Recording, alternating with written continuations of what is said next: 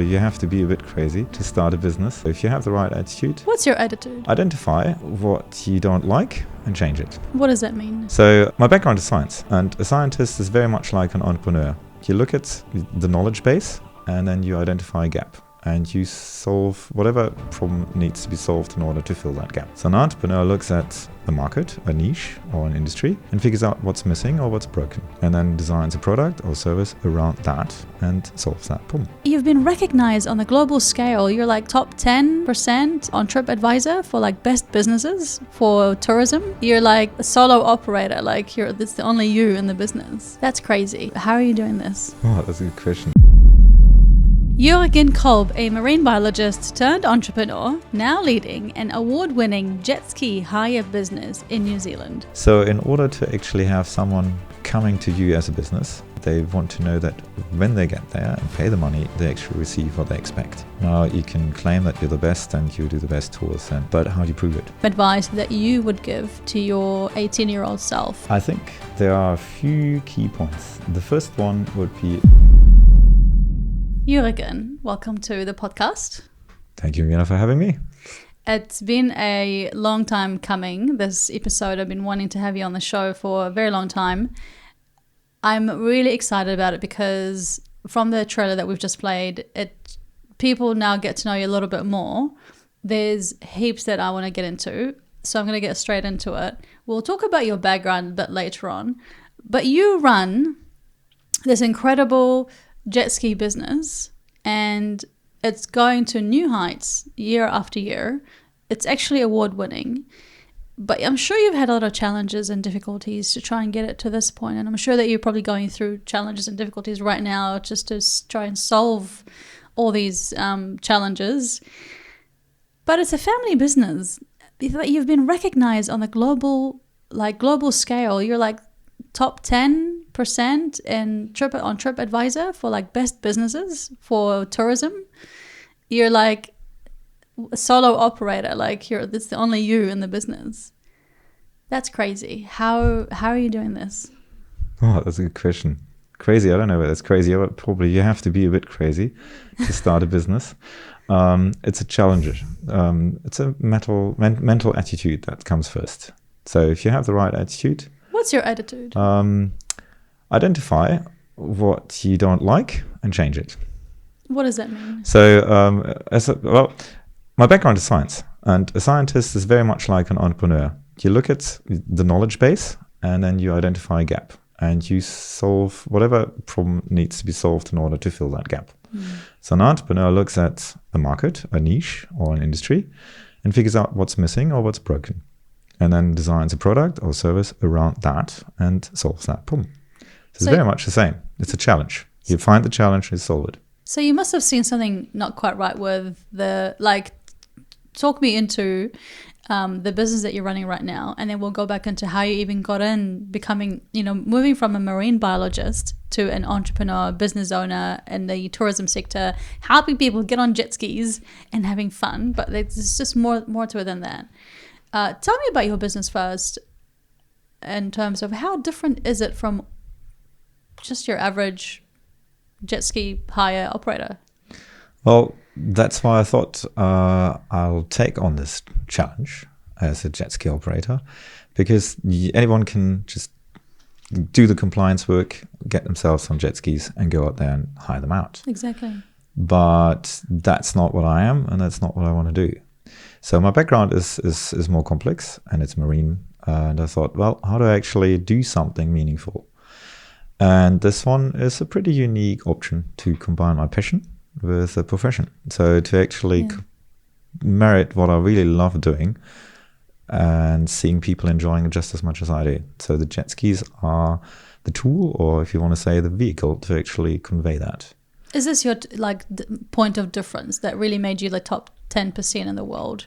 The fact that you've got a really unique background, which is in marine biology, and yet you're now into what you're describing as the vehicle to try and help get people. Like, what does that really mean, the vehicle? Tell me more about the business and how different it is in terms of using your expertise to make the experience so different. All right. When I thought of taking this on, I looked at what other operators offer and what people say in the reviews about it. What were they offering? And they basically said, come to the beach or wherever they are and go for an hour, 2 hours ride and have fun. And I thought, okay, true, that's what jet ski can do. It's basically like a motorbike, but on water. It moves extremely fast, but it's safe, which is the difference to a motorbike. So the attractiveness of it is twofold. It is a boat, and the boat is the ultimate freedom. It's feel like there is no restriction. I can go left, right, I can start, I can stop. And it's safe. So if I stop, nothing happens. If I go too fast, I'll just stop. That's fine. So this really, I call it the ultimate freedom kick, is unique to boats. And that's why boats are so popular in not just New Zealand, but in particular in New Zealand. We love our freedom. Now that emotional contact or that idea of a jet ski comes with, okay, how do I get onto it? And that's what I do for 2 hours. So I go and find myself a hire, and I'll just take it out for an hour or two. But the thing is that once you've done it for half an hour, it's like, okay, that's cool, but what else is there? So I'm not saying that you get tired of it, but the novelty wears off very quick. So, okay, you've done your fun, you've done your acceleration, you've done your donuts. You feel a bit woozy because you went around too many times, and you just say, okay, now what else can we do? And that's exactly the difference. Normally, nothing. You just go back to the beach, if you're in Fiji or in Thailand or Florida, the usual places where people hire jet skis. You can't do much more. Now, what I can offer is a scenery, is a location and different things that you can go and see within a 4-hour trip. And that's unique. That's not necessarily unique to me because there are other operators in Auckland or in New Zealand where the scenery is beautiful. But it is the combination of things that you can do from my location, which is unique. Now that's one part, but what really makes a difference is the operator, is the person who runs the business. And that would be me. So the point of difference is not just what you can do with a jet ski other than just going forth and back for an hour or towing a sea biscuit for the family. It's what else I can offer to add to that experience. And that's where ecotourism and adventure comes into play. And that's why I thought no one's doing that in New Zealand, or at least not in the way that I can offer, because no one has my background. That depth is just not there. Other people cannot match it. They can try, but they can't necessarily easily because they don't have my education. There's one thing. But the other thing is the location. So it's so diverse on where I am on the Whangaparo Peninsula. You've got Can you just describe where that is for people who don't know the location? Well, the Whangaparo Peninsula is around a 35 minutes drive from Auckland CBD up north. So over the bridge, past the North Shore, and then first stop in Silverdale to the right. And it's a right kind of distance location wise that people can go there on the afternoon or weekend trip. But it's far enough away that people think they're on a mini break, city break. Can you describe the place and why is it nice, or why is it attractive or popular for people who like to jet ski and have fun water adventures? All right, so the peninsula is basically a pretty long stretch of an island with a single access line going in and out, all the way to Gulf Harbour and Shakespeare Regional Park. And driving down that part in particular, you have a lot of vistas left and right to the open waters. And you have 15 beaches who are all slightly different. Some of them are more rocky, some of them are beach, literally sand galore. But there's plenty of variety. So it's extremely popular with people, families in particular, to live there or to relocate there. It's a very popular destination to live in New Zealand. Well, in Auckland, but in particular. So the attractiveness is the sheer beauty. And openness of it, the vastness of the waters. This is what attracted you to operate from that space, from that location? It's attracted me to actually buy a house there in the first place, and that's years ago. So it's just a beautiful location. And the water, the scenery is obviously right there in front, literally at your doorstep. And there's the big blue, and there's your beach, and there are all these islands out there you can't get to necessarily unless you have a boat. Most people don't have boats or jet skis these days anymore. So you need to hire it. So we're talking about the difference between you and other operators because I think you've also been made finalist in business awards in Auckland for strategy excellence, and you're up against big guns, like big people, big operators with big budgets, and you're top, like finalists. Let's get back into that point of difference. Why would someone pick your company to get on a jet ski and trust you with it, trust in your experience, trust in what you're going to offer? You were talking about how you're a marine biologist turned an entrepreneur and getting into this business, and you saw something that other operators were not having. Can we dive closer into that to understand if someone is coming into wanting to get experiences and have some fun, what do they expect that is different about your work, about your about the Hibiscus jet ski? Where do I start on that one? You mentioned reputation and trust. Let's start with that one. So in order to actually have someone coming to you as a business, they want to know that when they get there and pay the money, they actually receive what they expect. Now, you can claim that you're the best and you do the best tours but how do you prove it? And that's exactly where people go on Google and to look at reviews, or they ask friends and peers. They go on social media and check out what other people say about you. So I knew that, and I knew the power of that. Social interactions and the peer review, if you want to say so. So I worked on receiving in number as well as in tone over and above reviews or feedback, in order to then say, what I do claim, but other people say. Now, I can claim anything, but you wouldn't necessarily believe me because I want you to use my services. So in order to actually get people to trust you, you need to put obviously something, foot forward, work hard, and then have people recommending you. And that is with reviews. How many reviews do you have online? Well, there are all sorts of different platforms, obviously, these days. Where do people leave reviews these days? Like like Google, TripAdvisor. Yeah, it's Google, which is the number one and still probably always will be. Like, is that the authority in terms of a business? Like, as a business owner, you always try and have a review on Google first, because this is where people go and do and look at it first. Absolutely. How many reviews on Google do you have? I've got over 320. And where does that sit with like the normality of your business, of your industry rather? I think my closest competitors are somewhere around 200, and then it goes to to double digits and single digits. Like, I know that you've got all these reviews, and it's a great strategy for a business to position yourself as the top, and you have clearly done that. But there must be a reason why people are leaving good reviews behind. The experience must be so good. How do you, as a business owner, get to that point of people giving you 4.9, 4.8, 5 out of 5, all that kind of stuff? How is that differentiating you as perhaps even your background? Like, how does that even play? Yes, that's a pretty good question. Now, how do you actually use your background to your advantage if you're a scientist and you go into business? A lot of people say, Jürgen, come on, you're an entrepreneur. And I thought, really? Define entrepreneur. So I think what the best answer would be that I try to make the fun and thrill of a jet ski not just the sole purpose of your day.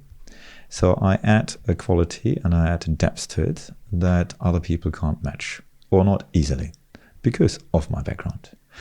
So everyone goes to jet ski and is expecting a fast-paced adrenaline adventure.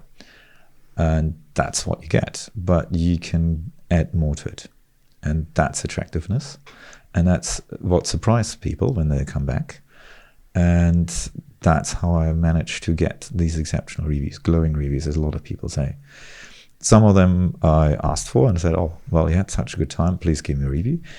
A lot of them actually came back and said, that was awesome. I hate that word, but that's very Kiwi. Awesome experience, and I'll give you a review. I thought, oh, yes, please do. Does your background plays any role in helping people? Like, as a marine biologist, do you do any excursions? Do you talk about sustainability? Do you talk about the environment? Do you do any specific tours, or do you take people to an island or talk about what's happening there? Like, is there anything different than you're doing than any other operator isn't doing? Yes, there's a number of things. And initially I thought, well, I like to do that, but maybe I'm too scientific and academic and I won't hit. Do you literally get on the jet ski and get to an island, get your paper out and go, this island is been da-da-da-da-da-da? Like, is there a way that you're combining that passion for being a marine biologist and loving the ocean and being... because there's so, like, you've done a PhD. Am I correct? Yes, that's right. PhD, that's like a lot of learning about the environment. You're ought to, like, isn't that, how is that playing about into making you so different? All right, okay. So the passion and the love for wildlife and the marine wildlife specifically is the driver behind the idea of the ecotourism and the adventures around that. So when I had people coming to the beach, I asked what they want to do, and I still do that, and I cater for specific needs. But I figured that people want to do more than just go out. They asked what's there to do or what's there to see. I thought, okay, people do have the urge to actually learn. They want to actually be educated to a certain extent and experience something novel and different. So I take them out. It's either self-guided or with me. Most people opt self-guided, but there's an increasing number who see, okay, wait a second, he knows a bit more. So why don't we just have him come with us, so to say. So I do go to Tiri, for example. It's a conservation island. Just tell us quickly, people who don't know what that is, where that island is, why it's important, just a bit of context. Okay, Tiri Matangi is a conservation island. It's a community-led project back from the 80s, so a long time ago. And it's actually a textbook, literally a textbook in ecology, and in European universities you get taught about Tiri Matangi and how to actually turn an island with pests into a native bird wildlife sanctuary, and that's what they've done. And it is stunning. It's a success story, but it's also a nice model to see what you can do. And in order to actually bring that to people, you obviously need to present that island. But not just that, look, it's a nice one to go to and see wildlife and listen to birds, but what it does actually mean and what you can take home as educational piece. Educate instead of legislate. So tell people this is what we can do if we work into a certain way together, pest-free in particular. So that is my passion. That is my passion, and it's something I really like to talk about because I was involved in that island and in that topic of ecology and conservation. And people very often ask one or two questions. Are there dolphins out there? Yes, there are. But where are they exactly? So you now need to know about the biology of dolphins in order to understand. You can't come in February and expect dolphins. You need to come when the fish are in, which is September. And that's in the winter. But I don't want to go on a jet ski in the winter. Well, why not? It's sunny and calm. So if you want to go and do different things, you need to think outside the box. And when it comes to ecotourism in particular, most people don't understand what the biology is and therefore can't cater for it. Now, the idea with the jet skis as a tool to have people come to the water, but then take them out and let them explore and discover that marine environment with me or with knowledge is a completely different approach or a different idea. And as far as I can tell, it's no one's done it in New Zealand, and even on a global scale. That's well, if they're there, they're hiding pretty well, because you can't just Google them and say ecotourism, jet ski. There are a few trips, yes, to islands, but what's the educational value? I don't know. They probably tick some boxes, to be quite frank. So to actually give people real proper experiences is one thing, but then to actually give them educational value is a completely different level. And that's where I can fill a gap which I didn't actually even existed, because I thought, no one wants to be lectured on the water, but not lectured, but the people want bite sizes of information that are not just easily findable on Google. And that's what I'm trying to promote, and so far takes up quite some interest. I love how summer is just around the corner here in New Zealand, which means one thing: let's get out there and have some fun on the beach. Who wants that? I do. My friend Jurgen at Hibiscus JetSki is giving away free jet ski rides for 2. I tried it, I loved it, and I thought what a great way to get out of my comfort zone. Yep. If you want to be in to win, click the link in the description to enter. That's exciting. And how did you know, as a business operator, this is very exciting to hear, because how do you know that you are different? Did you have to do some market research and if you did do market research, how did you even know if some operators aren't doing what you're doing? Maybe it's just looking up on the internet and asking, or do you go and ask clients or customers of other operators?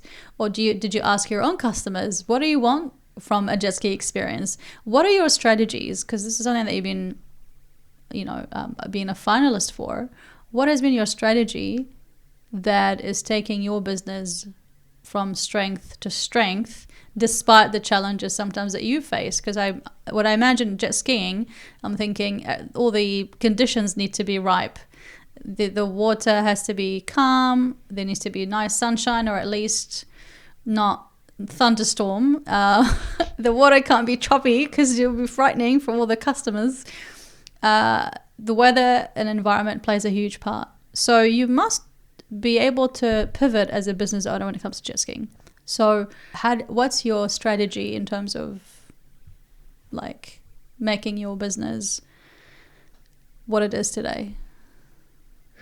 So you touched on several points there. The first part is, how do you know what people want? How do you identify a niche? That's my question. So you can't just walk up to someone on the street, or the standard way of doing research is to go and engage some agencies, say, here are my questions, find me some information points.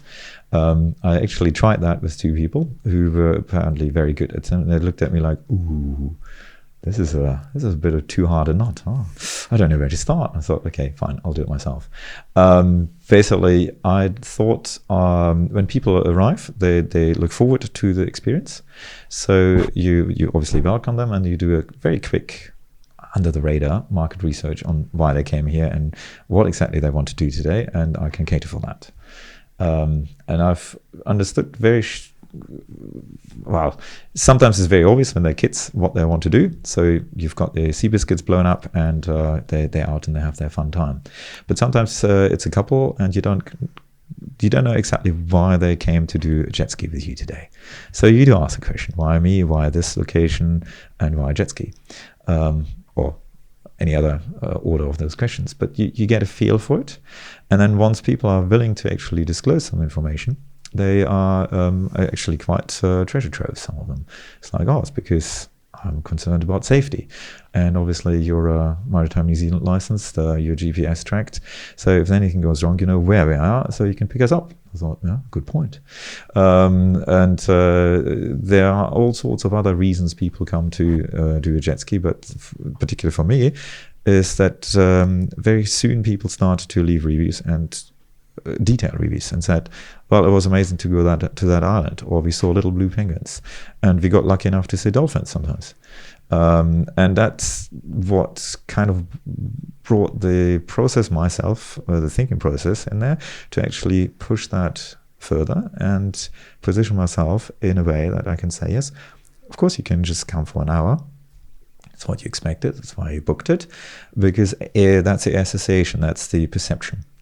What I'm trying to do is, especially the public perception to jet skis, to change that narrative and say, yes, it's a jet ski, and yes, you can annoy people and be noisy and reckless, just like motorbikes, or you go for the Sunday cruise and you enjoy the ride with your motorbike, maybe even with a group of friends.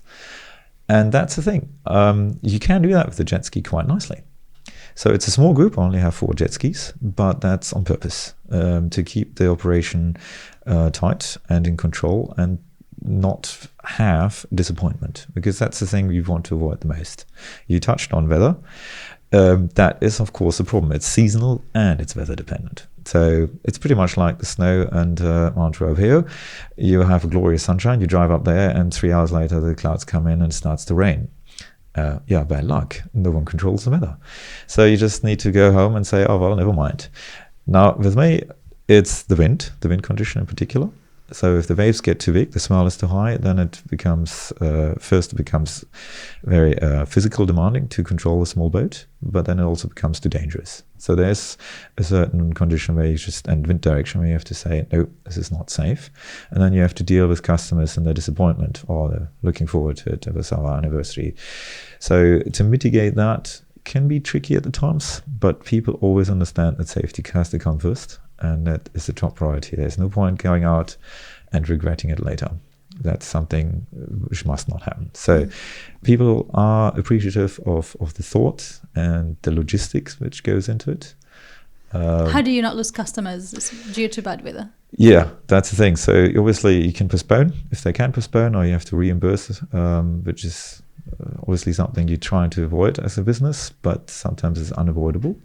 But you basically need to understand, why they came, and then just basically make them realize that that's not going to happen today because of the weather. As a business, you just touched on the fact that it's seasonal, meaning you can do a great job at certain points of the year. For any other business listening in right now thinking, my business is very seasonal, I need some strategies and help to understand how do I mitigate that, and what do I do in the other months when it's really quiet? And what it is quite of a busy season, and I am chocker, what can I do to maximize and take as much clients or customers or bookings so that I don't miss out and I'm prepared? What do you do so that you are doing what you're supposed to do in the quiet months and then capable and ready to take the business that's coming at you?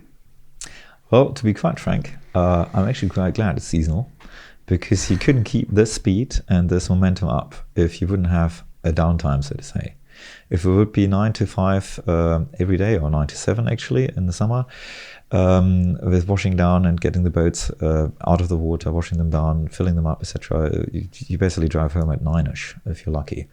So if you do that for, I don't know, several months in a row, you need a break. Yes, you could say, oh, you employ someone, fair enough, but that has other pitfalls, in particular when it comes to service and excellence. We in New Zealand, let's be honest, it is very difficult to find very motivated, safety conscious, and maybe a little bit educated and science background people to work with me. That's literally a unicorn. If they're out there, they're doing something else, and they're quite happy doing something else. If you're out there and you're listening to this, then reach out for a job. Send me your CV. It's a cool chummer job, I guarantee you that. But the trouble is that the labor, why is it expensive? Why is it? We don't want to divert from. I want to get into that in a minute. Yes. Actually, I want to continue our conversation thread that we were talking about earlier in terms of seasonality, because you're a seasonal business. What do you do in the quiet months? Like, how do you earn the money? How do you sustain yourself? And then all of a sudden it's summer and everyone wants to get on a jet ski. And then if you're a sole operator, how do you even handle the business and the traffic of people? What do you do to be able to be capable of handling all those people? That's a good point. I do have a few people as on-call staff, so I'm not big enough yet to actually have employees. But what I do in the quiet months is actually, when the water gets cold, the fish come back. That's when you go fishing. You don't go fishing in February. Well, you can, but they're all too small. You're supposed to throw them back in. They're undersized, and or they don't bite at all. So in the winter, when the water is cold, the fish come back, and with that, the hunters, and that's the dolphins. And everyone goes out and said, oh, can I see dolphins? Yes, in the winter. So there are lots of Facebook groups of whale and orca and dolphin watching and sightings. And just this winter, September to October, you basically had one sighting a day. Oh, they're here. They're in Arkels Bay. They're in Gulf Harbor. Oh, they're in Manly now. They're moving north. So people are very keen to see them, and they're very close to shore. So you can see them play and jump out of the water 100 meters off the beach. So in the winter is when I go and offer jet ski fishing, and the potential to add that with the dolphin sightings. And that's the core of the ecotourism in the winter. So if you want to really have a good chance to see dolphins, well, come in the winter, not the summer. And if you want to actually go home with a good catch of snappers, come in the winter. But do people actually want to get fishing in the winter and the cold? Well, obviously not if it's stormy, wind and raining. No one goes out then. But if you have lots of really calm and fine days in the winter months.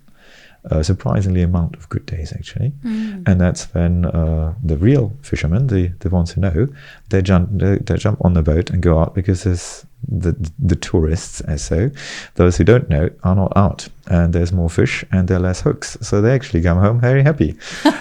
So have had an adventure and some fishing. Yeah, absolutely. So I've got one. So this is this is some of the stuff that you would do in the winter. What else do you do as a business owner to try and are there other things that you offer to people in the winter? Well, I do offer an oyster trip, which is up to Mararangi. There are 10 oyster farmers in the Mararangi Inlet, and they are basically sustainable aquaculture. And I've got one arrangement with one of them where I can just go up, pick up a dozen or 2 dozens of oysters, and then go to Scott's Landing and chuck oysters. And I tell you, that is magic. It's a beautiful spot, and that's as fresh as oysters could ever get. And that actually took up quite some interest. So that's can be done in the winter. It obviously depends a little bit on the oysters, but there are ways around it. Cool. Is this do you, other people do that as well, or are you the only person who does it in New Zealand? That would be unique. Yeah, that's the only one.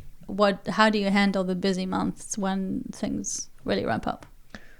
Okay. So we talked about fishing. We talked about the oyster trip. What else do you do?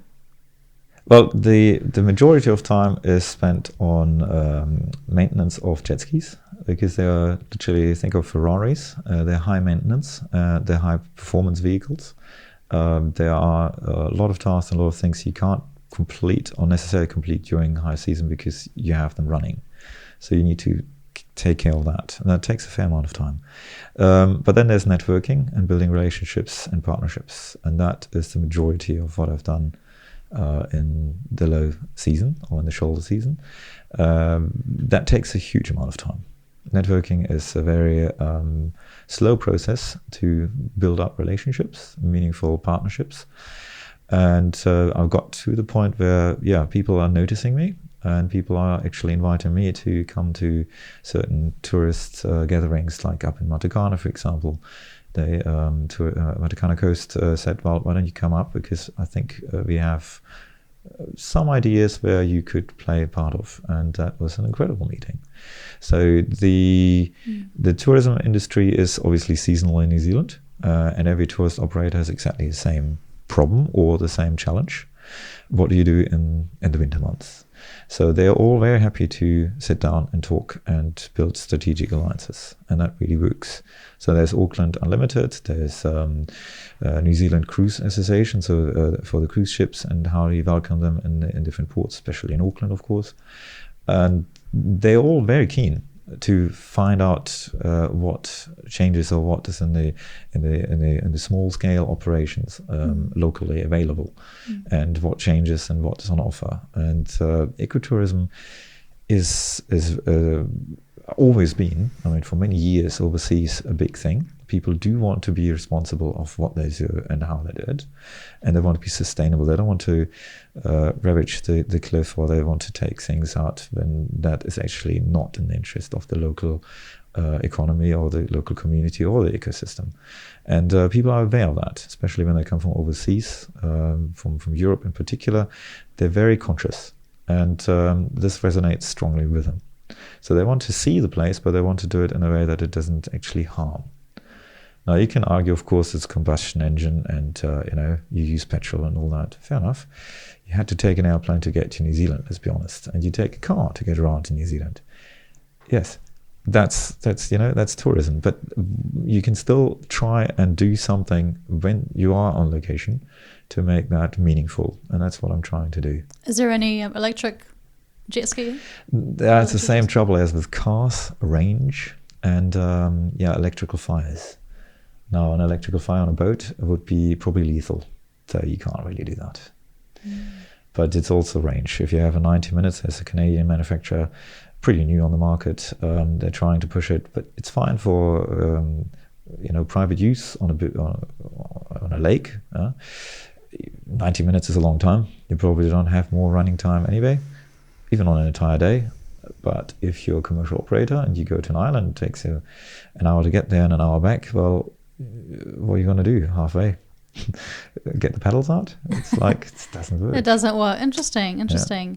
So what do you do in the busy seasons? How do you handle as a business the amount of work that you're going to be expecting? Because, the summer season is upon us in New Zealand, and it's, when this episode comes out, it's going to be leading more towards that Christmas. Like, when do you actually get busy? What are your busy months? It's actually picking up. Now it's getting warm. Labor weekend was just passed. It's normally the start where people think, all right, let's go out again. We've been indoors and cooped in bad weather, wet and humid. Let's It's been wet and humid in New Zealand actually recently. Yeah. So you actually want to go out, and the beach is obviously one of those traditional first destinations. And then the idea of what we can do. So that's when it starts. So November, December is really busy, and January including, of course. But the build up, well, I hope this year I'm that busy I need a lot of help, that you can actually say that you work on the business instead of in the business. That's the aim.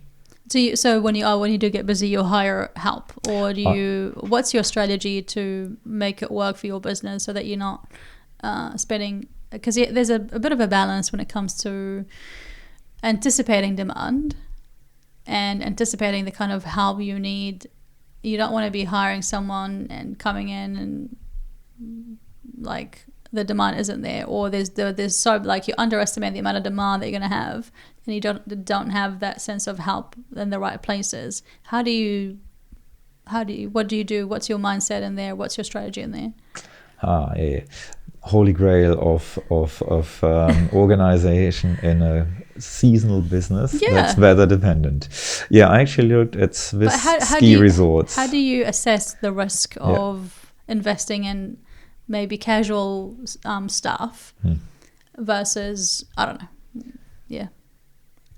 So that's really difficult, and there's no proper solution because the weather can always change and literally throw a spanner in the works. So what I did is I looked at Switzerland or German, Austrian ski resorts, because they're weather dependent and they're highly seasonal. How do they mitigate their investment and their planning and their logistics? And there are certain things, yes, of course, I'm a one-man band, but there are certain things which they figured out, and I thought, that makes sense. And key to that is flexibility of staff. So if I have people who do have a summer job doing something, I don't know, go to Burger King or something, and flip burgers, but they want to have something which they also look forward to, let's be honest, that's not fun. So that is what I offer. It's the ultimate fun for a young person to actually do. Mind you, not just for the blokes. I had a lot of girls asking. It is a really attractive thing because it's out on the water. You do something with people. You interact. You don't know what the day brings.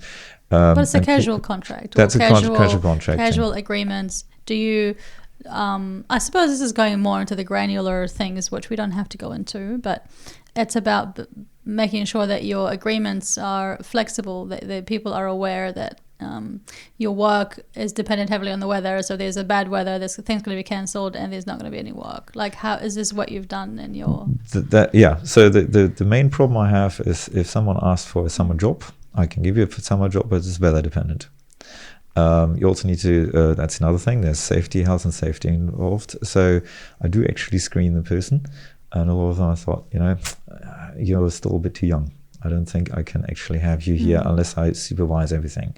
Surprisingly enough, some people are 18 and they're just like, yep, I can just let him there and do his thing because he knows how to do safety briefing, how to take care of it and not forget something. There's a certain kind of checklist so that you don't actually make a mistake and forget how to turn the jet ski upside down. And those kind of things like what not to do on the water in particular. Right. Because safety is the key concern of my operation because it's on water and it's an action activity really. I need to be very vigilant on who works with me. They need to be inducted properly. They need to go through all the different procedures, basically being trained up and sign that they've been trained up and understand, etc. So there's a little mini test I run with them to make sure that they actually can operate with me. Not can operate with me. What is it?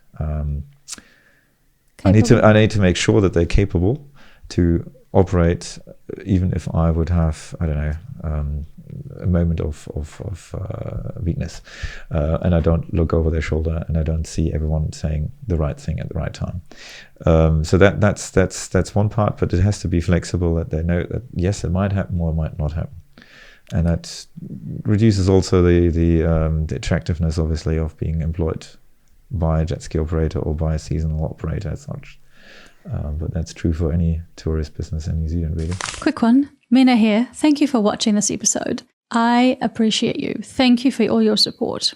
One thing that you can do for me is to please hit the subscribe button below. I promise you that if you hit subscribe, I'm going to work hard to make sure that my episodes are really good, that will get better and better.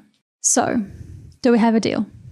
Okay, back to the episode. For people who are interested in the backstory of how you got into this tourism, ecotourism, adventure tourism in New Zealand from being a marine biologist, how did that transition happen? And tell me a little bit more about your personal story, the background and transition for our audience.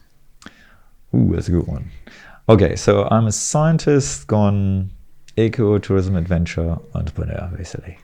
So I completely flipped the script from looking at some very abstract things to some very realistic real-world application of how to make people happy.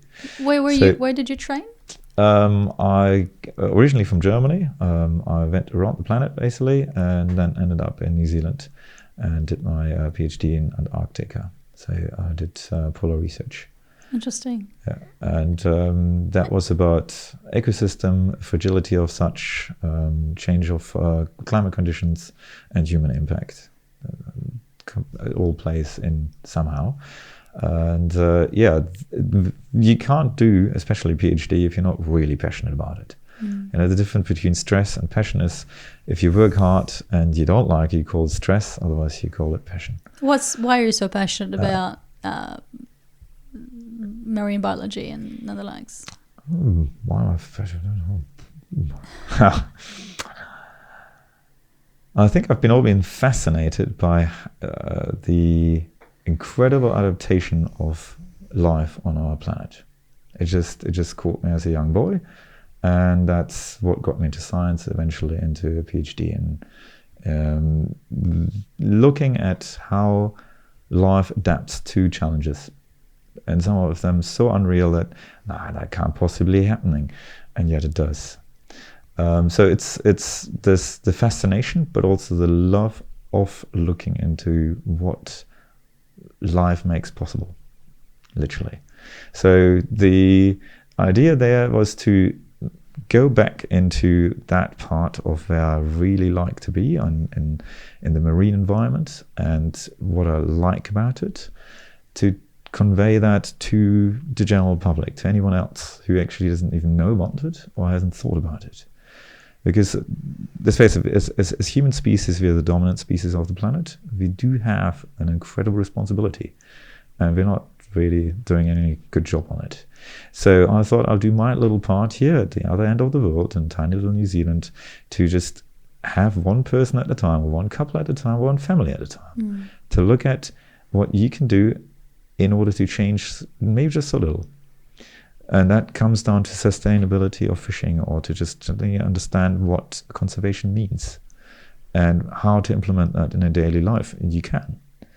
Recycling, for example, is a huge topic in Europe. In New Zealand, it's like infancy, I'd say. There's a lot which we can teach our kids to how to live, and maybe try and be more mindful about the environment.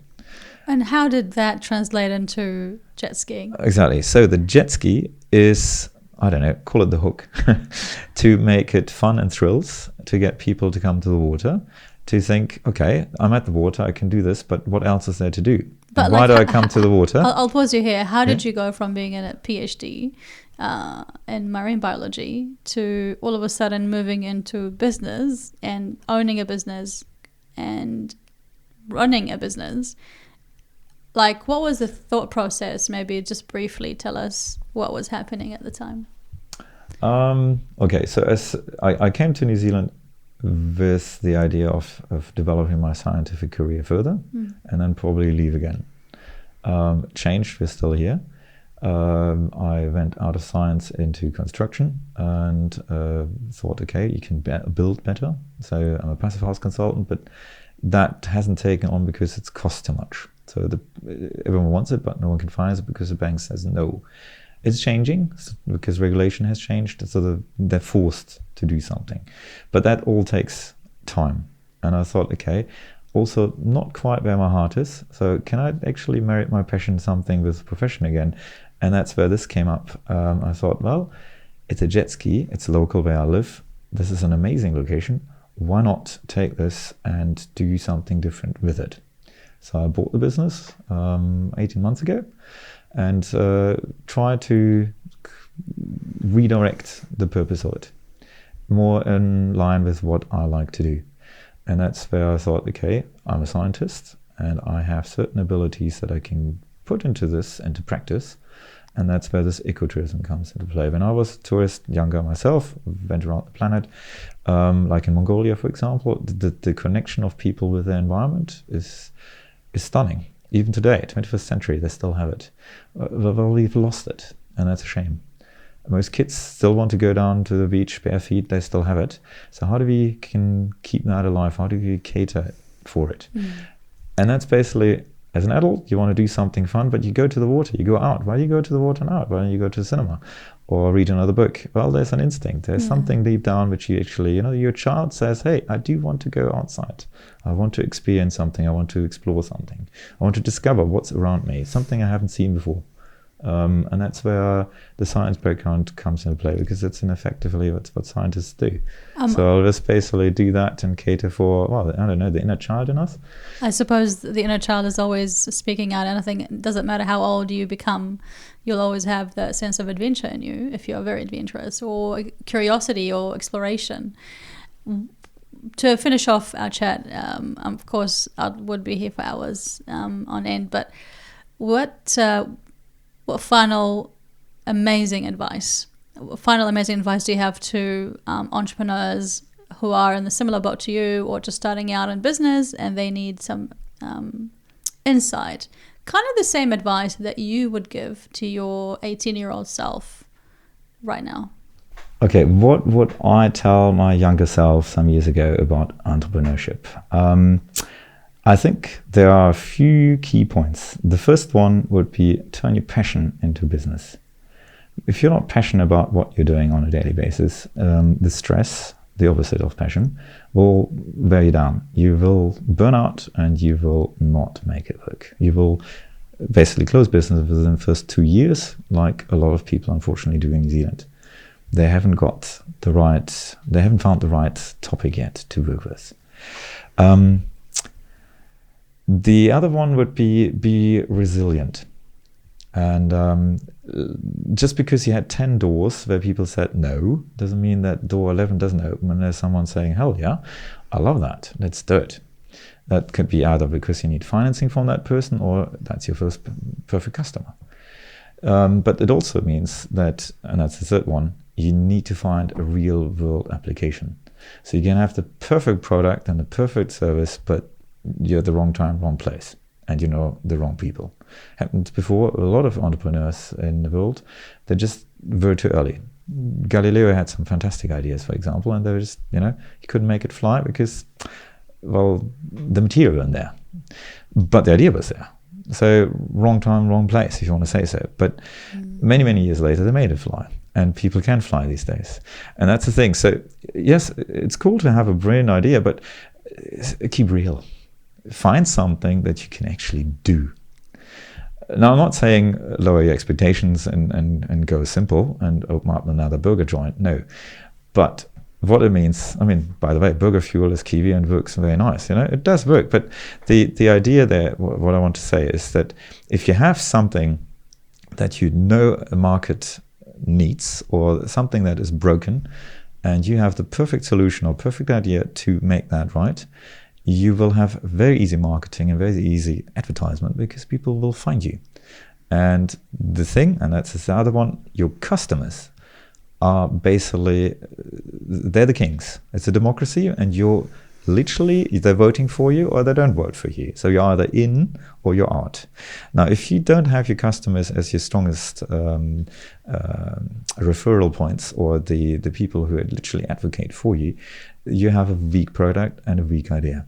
If these people come to you and say, I've heard about it and I'll try it, and then come back after the product being used or the experience, service being delivered, and they come back raving, said, I'll do that again, I'll bring friends, I'll tell other people, I'll come back next year, whatever wording they put, that is what you need to get to.